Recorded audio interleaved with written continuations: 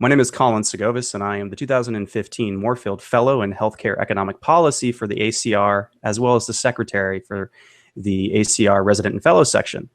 And today we're going to have a discussion with Meg Flemming, who is a Breast Imaging Fellow at Emory University.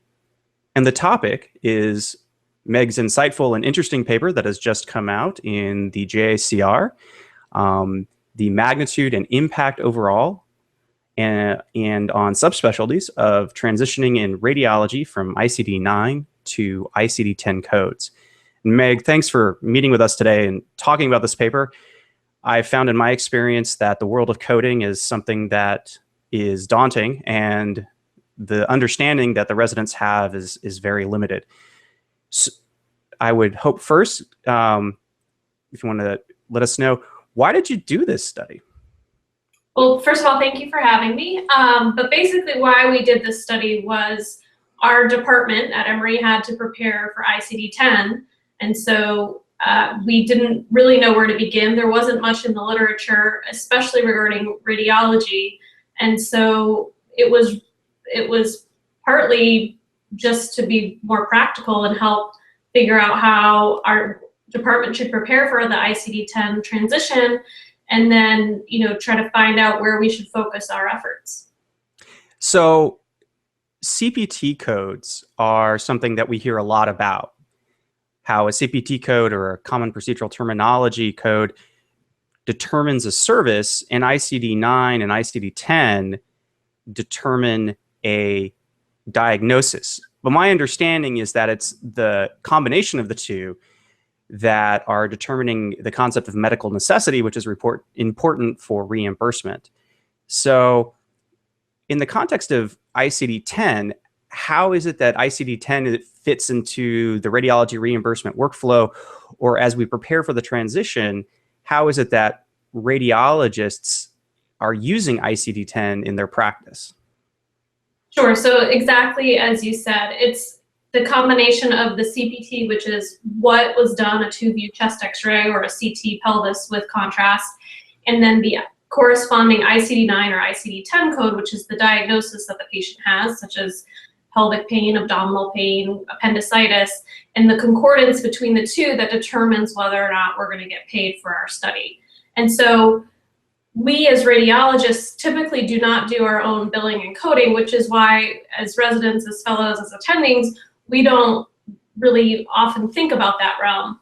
We dictate our study, we provide all the information, the clinical history, the findings, the impression, and then from that, coders can glean what those appropriate ICD-9 or ICD-10 codes and determine necessity for them. And so because ICD-10 has so many more codes than ICD-9, so ICD-9 had approximately 17,000 codes, and then 14,000 codes, and then ICD-10 has approximately 70,000 codes. And so it's that's what people are worried about or concerned about. And basically, we just have to make sure that our reports are being more specific, or that they're demonstrating the appropriate specificity so that our coders can code appropriately for ICD-10. To allow that CPT ICD concordance. And so when you talk about specificity, and this is a discussion I had with one of our coders recently, and it was specifically about the concepts you brought up in your article in MSK, is that fracture description is playing a much greater role in specifying, or excuse me, in ICD-10 as to the type of fracture and a lot of nuance within a fracture that you didn't necessarily have in ICD-9. And my understanding is, based on the paper, is MSK one of the subspecialties that will be most affected by the new ICD-10 system? That's correct. So from what we found from our paper, and to give you a brief overview, basically we looked at all of the exams that we had done in 2014. We found the top 90th percentile of all of those codes, all of the ICD-9 codes that coded for the top 90th percentile of all of the exams, and then translated them to ICD-10. And then we looked at each so that we did that for the radiology department overall, and then we did it for each individual division to see if there were divisions that were disproportionately affected or unaffected, and there certainly were. So musculoskeletal is one of those that's particularly affected, meaning that in ICD-9, there were about 146 ICD-9 codes that coded for the top 90th percentile of all of the examinations that we did in 2014. When I translate those to ICD-10, it comes out to almost 4,200 codes. And so that's about a magnitude of 28.8 or 29 times the number of codes that will potentially be considering using an ICD-10 versus ICD-9 for musculoskeletal, which is a huge difference between the two. And it's exactly as you said, it's specifying what the fracture is. So for instance, in ICD-9, you could say there was a closed metatarsal fracture, and that's one code, and it's fracture metatarsal closed. But now in ICD-10, it's, is it displaced or non-displaced? Is it the first, the second, the third, the fourth, or the fifth metatarsal? And then is it the right or the left foot? And so it's that laterality, it's the complexity of the fracture, and again, which exact part of the foot that's fractured that we need to be making sure that are included in our reports. And probably some of us are already including that information, but potentially there are, you know, radiologists out there who aren't. And so it's important that we make sure that people understand that that level of detail is going to be important.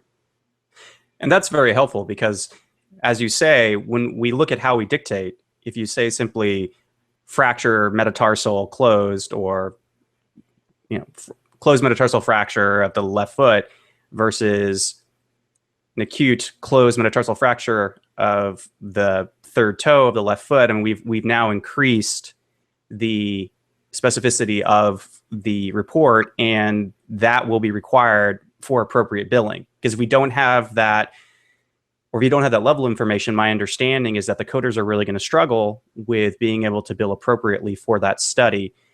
Even though we've assigned the appropriate CPT code, we will not be able to assign the appropriate ICD-10 code, and it's the combination of those two codes that are going to allow for appropriate reimbursement.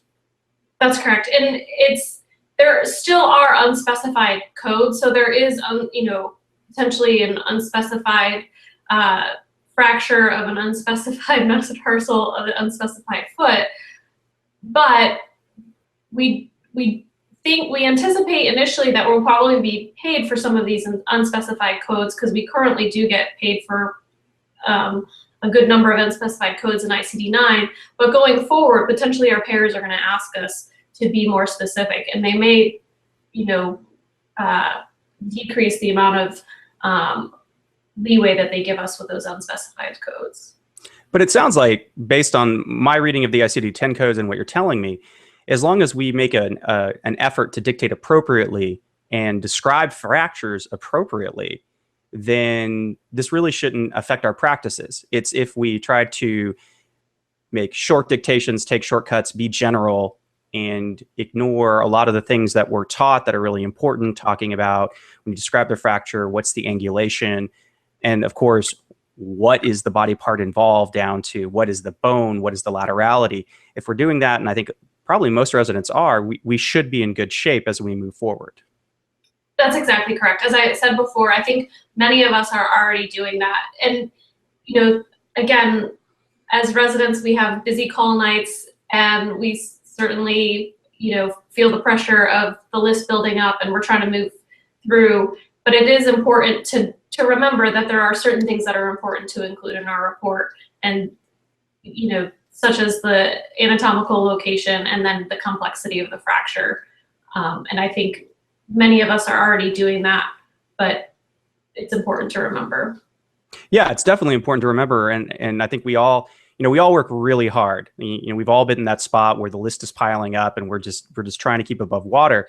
But I think the important thing is to remember, it's really nice to get paid for the work that we do. And if we aren't specifying and providing the necessary information for ICD-10, then we're really going to struggle getting paid appropriately for the work that we're doing.